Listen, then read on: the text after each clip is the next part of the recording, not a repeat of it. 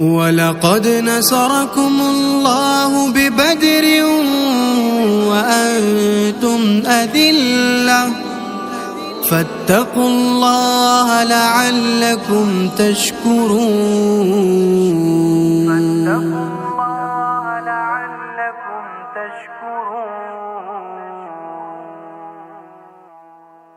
تمہیں بھی آؤ 1400 سیدنا و مولانا محمد وعلی آل سیدنا و مولانا محمد وبارک وسلم وصلو علیہ۔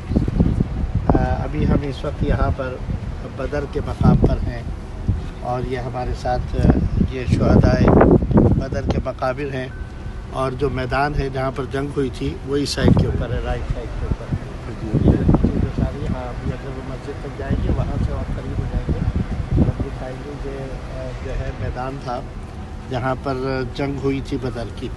اصل واقعہ یہ تھا کہ جب مسلمان ہجرت کر کے مکہ مکرمہ سے مدینہ منورہ آ گئے تو یہ کافروں کو برداشت نہیں ہو رہا تھا کہ یہ ایک طریقے سے ایک اسٹیٹ مسلمانوں کی بنتی جا رہی تھی، تو انہوں نے مسلمانوں کو ختم کرنے کے لیے جو ہے وہ مختلف منصوبے بناتے رہتے تھے، لیکن اس کا جو سبب بنا تھا وہ یہ تھا کہ یہ جو ہے یہ ایک گزرگاہ ہے جہاں سے قافلے جاتے تھے شام کی طرف، تجارتی قافلے یہ بدر سے ہو کر گزرتے تھے اور پھر آگے پیچھے کی سمندر کا کنارہ بھی لگتا ہے، اس کے ساتھ ساتھ ہوتے ہوئے یہ لوگ شام کی طرف چلے جاتے تھے۔ تو یہاں پر ایک مسلمانوں کے ایک قافلے کے ساتھ جو ہے وہ کفار کے ایک تجارتی قافلے کی مڈبھیڑ ہوئی اور مسلمانوں نے جو ہے وہ ان کو قتل کر دیا، ان کے مال کے اوپر جو ہے وہ قبضہ کر لیا اور پھر نبی کریم صلی اللہ علیہ وسلم کے پاس لے کر آئے۔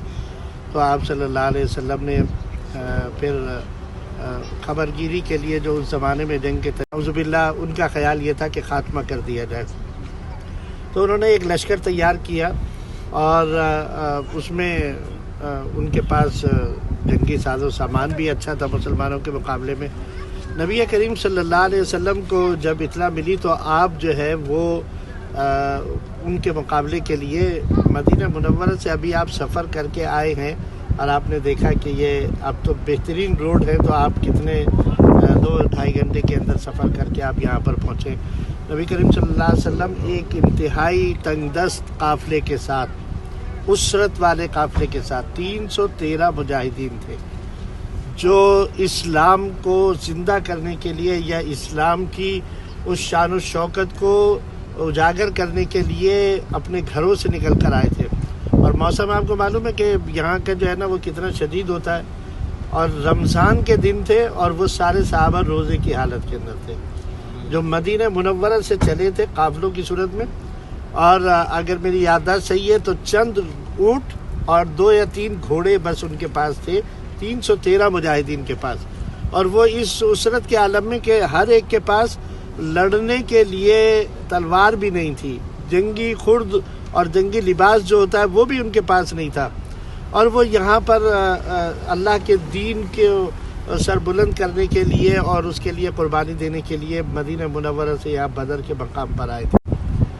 اس لیے بلند ہے کہ یہ 313 نے اسلام کو زندہ کیا تھا، اور یہاں جب آئے تھے لڑنے کے لیے اس عالم کے اندر تو یہاں پر کئی دن ہو گئے، تو نبی کریم صلی اللہ علیہ وسلم نے دعا فرمائی تھی، اے اللہ یہ 313 تیرا نام بلند کرنے کے لیے آئے، اگر آج یہ نہ رہے تو زمین کے اوپر تیرا نام لینے والا کوئی باقی نہیں رہے گا۔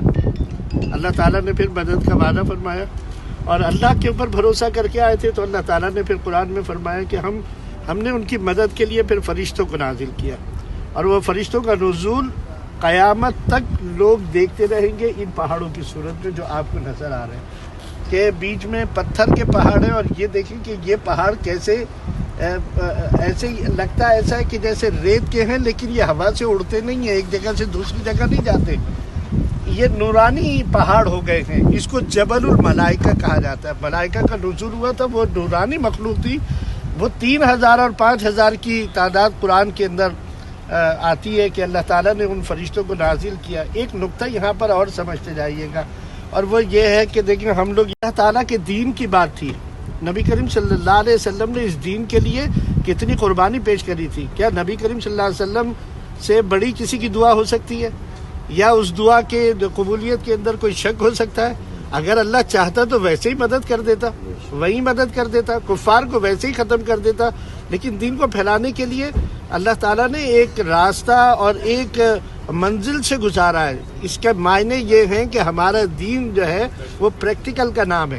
ہمارا دین جو ہے وہ یہ نہیں ہے کہ حضور دعا فرما دیتے اور سب کام ہو جاتے. ہمارا یقین ہے، ایمان ہے، اگر حضور ایک دفعہ ہاتھ اٹھا دیتے تو حضور کی دعا کی برکت سے اللہ تعالیٰ مسلمانوں کو اتنی تکالیف کے اندر مبتلا ہی نہیں کرتا. تو ہم جو ہیں وہ بس یہ چاہتے ہیں کہ ہمارا کسی بزرگ سے جب واسطہ ہو گیا تو ہم اپنی ہر مشکل میں وہاں جا کر کہتے ہیں بس آپ دعا کر دے تو ہو جائے گا. تو ہمیں اس کے لیے ان راستوں سے گزرنا پڑے گا جو اس کے تقاضے ہوں گے، اس کام کے تقاضے ہوں گے، اسے اختیار کرنا پڑے گا. پھر ساتھ میں دعا ہوگی. جیسے حضور نبی کریم صلی اللہ علیہ وسلم نے اس راستوں کو اختیار کر کے پھر دعا فرمائی اور پھر ارشاد فرمایا. وہ 313 کو لے کر آئے، اللہ کی بارگاہ میں لا کے کھڑا کر دیا کہ یہ مجاہدین ہیں، یہ تیرے دین کا نام بلند کریں گے، یہ جو ہے تیرے دین کے لیے اپنی جانیں قربان کرنے کے لیے آئے ہیں. اور اگر آج یہ ہار جائیں گے نا ان کفار سے تو پھر دنیا کے اندر کوئی تیرے دین کا نام لینے والا باقی نہیں رہے گا. تو اللہ تعالیٰ نے پھر آپ کی دعا کو بھی قبول فرمایا. اور وہ جگہ جہاں پر آپ نے دعا کی تھی وہاں مسجد ہے. تو میں اللہ تعالیٰ نے اور بہت سارے واقعات ایسے جو ایمان کو تازہ کرتے ہیں کہ 2 بھائی تھے، ایک کا نام معاذ تھا، ایک کا معوذ تھا. یہ دونوں جو ہے یہ کم عمر تھے، قد میں بھی چھوٹے تھے. نبی کریم صلی اللہ علیہ وسلم کے پاس آپ نے فرمایا تم ابھی چھوٹے ہو، تم جو ہے وہ جہاد کے اندر نہیں جا سکتے. تو اب شوق جہاد اور شوق شہادت اتنا تھا ان کے اندر کہ انہوں نے کہا نہیں، نبی کریم صلی اللہ علیہ وسلم کی خدمت میں اپنے جذبے کے اظہار کے لیے انہوں نے کہا یا رسول اللہ صلی اللہ علیہ وسلم آپ ایسا کریں ہمارے درمیان مقابلہ کرا دیں. ہم لوگ ایک دوسرے سے مقابلہ کرتے ہیں، جو جیت جائے اسے ساتھ لے جائیے گا. اب بڑا بھائی ظاہر ہے عمر میں بڑا تو جان میں بھی تھوڑا سا زیادہ ہوگا. اس نے چھوٹے بھائی نے بڑے بھائی کے کان میں کہا تمہارا تو ویسے ہی نام آ جائے گا، تم بڑے ہو، تمہارے اندر طاقت بھی ہے. آج میں بھی جانا چاہتا ہوں جہاد میں، پیچھے نہیں رہ جاؤ. تم ایسا کرو کہ جب ہمارا مقابلہ ہو تو تم جان کر مجھ سے تم ہار جانا، تم شکست کھا لینا، تو میرا بھی نام آ جائے گا. اور نبی کریم صلی اللہ علیہ وسلم ان کے جذبے کو ملاحظہ فرما رہے. مقابلہ کروایا، ایسے ہی ہوا. چھوٹے بھائی نے بڑے بھائی کو، اب چھوٹا بھائی خوش ہو کہ حضور کے سامنے کہ دیکھیں میرے اندر جان زیادہ ہے بڑے بھائی سے، میں جو ہے نا وہ جہاد میں جا سکتا ہوں، میں کام کر سکتا ہوں. حضور نبی کریم صلی اللہ علیہ وسلم نے ان کو اجازت عطا فرما دی. وہ آئے یہاں پر تھا اس کا خاتمہ ان 2 بھائیوں.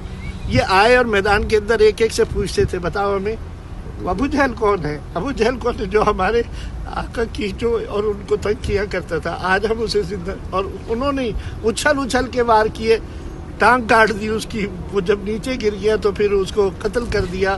اور پھر اس طریقے سے اللہ تعالیٰ نے اپنے دین کی مدد کری. وہ 313 بدری صحابہ، ہمارا سلام ان کی ذوات قدسیہ پر کہ انہوں نے ہمارے لیے یہ راستے ہم مار کیے، دین ہم تک پہنچا ان کی وجہ سے پہنچا، ان کی قربانیوں کی وجہ سے پہنچا. حضور نبی کریم صلی اللہ علیہ وسلم بدری صحابہ کو دیگر صحابہ کے مقابلے میں زیادہ مال غنیمت میں سے حصہ عطا فرماتے تھے. اس لیے فرماتے تھے کہ یہ وہ ہیں کہ جنہوں نے اولاً اپنی جانیں اللہ کے نام کے اوپر قربان کری تھی، اور اولاً یہ دین کو بلند کرنے کے لیے اپنے گھروں سے نکلے تھے. تو وہ صحابہ یہاں پر آئے، انہوں نے یہ جنگ کری. اور پھر بڑے بڑے سورما جو تھے کفار کے، جس میں سے یہ ایک ابو جہل تھا اور اس کے علاوہ تھے، وہ سارے کے سارے جو ہے وہ قتل کیے گئے. اور اللہ تعالیٰ نے مسلمانوں کو فتح و نصرت عطا فرمائی. اور پھر جب صبح ہو گئی، جنگ ختم ہو گئی اور وہ لوگ شکست کھا گئے، تو یہاں ایک کنواں تھا. تو حضور نے فرمایا ان کی لاشوں کو گھسیٹ کے اس کنویں کے اندر ڈال دیا جائے.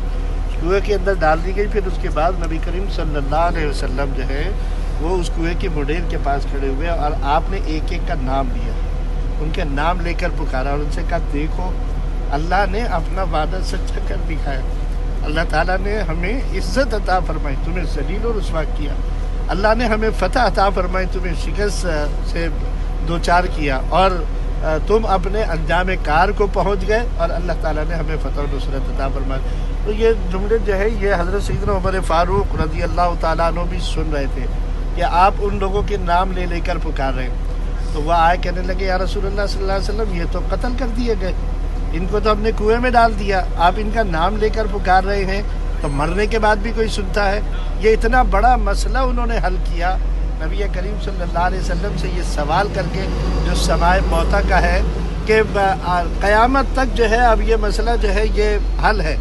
تو نبی کریم صلی اللہ علیہ وسلم نے فرمایا اے عمر تم ان سے زیادہ نہیں سنتے، مینس کہ جتنا تم سنتے ہو اتنا ہی یہ مرنے کے بعد بھی یہ سن رہے ہیں، یہ میری آواز کو بھی سن رہے ہیں اور یہ میری باتوں کو بھی سن رہے ہیں۔ تو اللہ تعالیٰ نے ان کو ذلیل و رسوا کر کے یہاں سے وہ پھر چلے گئے، اور اس کے بعد پھر باقی واقعات جو ہے وہ احد کے جو ہیں وہ پیش آئے۔ اور دیکھ رہا ہوں ایمان کی حالت میں دیکھ لیا، ایمان کی حالت پر قائم رہا اور ایمان پر وہ اس کا انتقال ہو گیا، تو وہ صحابی ہے، اور اس صحابی کے مقام و مرتبے کا یہ عالم ہے کہ دنیا کا کوئی دوسرا مسلمان کتنا ہی بڑا متقی پرہیزگار ہو جائے، ولایت کے کسی مرتبے پر آ جائے، حتیٰ کہ سمجھانے کے لیے کہ حضور غوث پاک رضی اللہ تعالیٰ عنہ بھی جو اتنے بڑے مقام کے اوپر ولایت کے فائز ہیں، وہ بھی صحابہ کرام کے درجے کو کوئی نہیں پہنچ سکتا، اس ادنا صحابی کے مقام کو بھی کوئی نہیں پہنچ سکتا، اس لیے کہ ان لوگوں نے دو وجوہات تھی۔ ایک تو نبی کریم صلی اللہ علیہ وسلم کی زیارت کی تھی، حضور کے ساتھ ان کا وقت گزرا تھا، اس کا کوئی بدل ہو ہی نہیں سکتا اور وہ دوسروں کو حاصل ہو ہی نہیں سکتا۔ اور دوسری چیز یہ ہے ان کے مقام و مرتبے کی کہ اسلام کو زندہ ان لوگوں نے حضور سے جو سنا اس پر عمل کیا، اسلام کو زندہ کیا انہوں نے۔ جو سنتے تھے ان کو دلیلوں کی ضرورت نہیں تھی، وہ نبی کریم صلی اللہ علیہ وسلم سے صدقے کی فضیلت کی آیات نازل ہوئی، حضرت ابو طلحہ انصاری رضی اللہ تعالیٰ عنہ ان کا باغ تھا، آگے کہنے لگے یا رسول اللہ صلی اللہ علیہ وسلم یہ آیت میں نے سنی ہے، میرا دل چاہتا ہے میں اپنا یہ باغ سارا کا سارا اللہ کے راستے میں خیرات کر دوں۔ ہم سنتے ہیں تو ہم کیا کرتے ہیں؟ ہم کہتے ہیں یار ابھی ہمارے بچے بڑے ہو رہے ہیں، ابھی ہمارے کاروبار کے لیے ابھی ہمارے، تو ہم اس میں سے حساب کر کے ہم کچھ حصہ نکالتے ہیں۔ وہ کتنے سچے لوگ تھے اور ان کا ایمان کتنا پختہ تھا، انہیں معلوم کہ تعلیم دے دی، بتا دیا کہ دین کے لیے اور جو مال خرچ کرنا ہے، جب اللہ کے راستے میں خرچ کرنا ہے تو پھر ایمان ہمارا پختہ ہونا چاہیے، یقین ہمارا پختہ ہونا چاہیے۔ صحابہ کو یہ مقام ان دو وجوہات کی وجہ سے، ایک حضور کی زیارت، حضور کے ساتھ کی وجہ سے جو دوسرے کو کسی کو میسر نہیں آ سکتا، اور دوسرا حضور کے حکم پر اتباع کے جذبے نے ان کو یہ مقام دلوایا جو آج ہم جس سے ہم خالی ہیں۔ اللہ سے دعا کریں ہمارا لاکھوں کروڑوں ہمارے سلام ہو تمام 313 اصحاب بدر کے اوپر کہ اللہ تعالیٰ نے ان کو یہ جذبہ عطا فرمایا تھا۔ آج زمین کے اوپر اگر اللہ کا نام لیا جا رہا ہے، اگر زمین کے اوپر اللہ کا نام باقی ہے تو نبی کریم صلی اللہ علیہ وسلم کے ان جانثار صحابہ کی وجہ سے، اور ان جانثار صحابہ کی وجہ سے اللہ نے اس دنیا کے اوپر تو جتنا نیک کام جب تک اب قیامت تک قائم رہے گی، جیسے حضور نبی کریم صلی اللہ علیہ وسلم کی حدیث شریف ہے، نیک کام کی طرف رغبت دلانے والا یا نیک کام کی طرف توجہ دلانے والا بھی ایسے ہی ہے جیسے نیک کام کرنے والا، اور نیک کام کرنے والے کو جو اجر ملے گا تو اللہ تعالیٰ اس اجر میں کمی نہیں کرے گا، اس کو بھی دے گا۔ اسی طرح برائی کے بارے میں بھی کہا جو برائی کو پھیلانے والا ہے، تو جس نے اس برائی کا آغاز کیا قیامت تک جتنی مرتبہ وہ برائی ہوتی رہے گی اس کا خمیازہ اسے بھگتنا پڑے گا جس نے اس کا آغاز کیا۔ تو آج ہم اسی بنیاد کے اوپر ہم یہ کہتے ہیں یہ ہمارے محسن ہیں، ان کا احسان ہے ہمارے اوپر کہ ان کی بدولت حضور نبی کریم صلی اللہ علیہ وسلم کے ان پیارے صحابہ اور جانثار صحابہ کی بدولت اللہ تعالیٰ نے ہم کو دین کی دولت عطا فرمائی، کے اندر اپنا جان مال قربان کرنے کا جذبہ اپنے اندر اور اپنی اولاد کے اندر پیدا کریں۔ اللہ تعالیٰ ہماری اس التجا کو قبول فرمائے، اصحاب بدر کو سلام فرمائے۔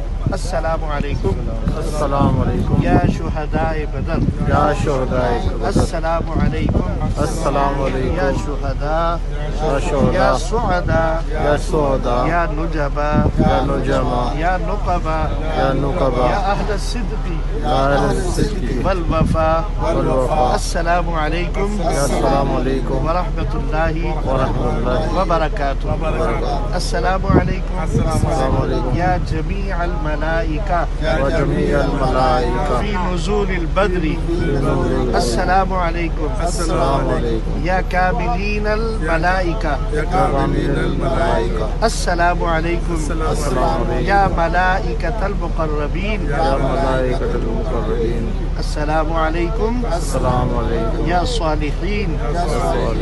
السلام علیکم السلام علیکم ورحمۃ اللہ وبرکاتہ. یرزقون، اللہ ان کو رزق بھی عطا فرماتا ہے، تو ان کو ایک حیات ابدی اللہ تعالیٰ عطا فرما دیتا ہے.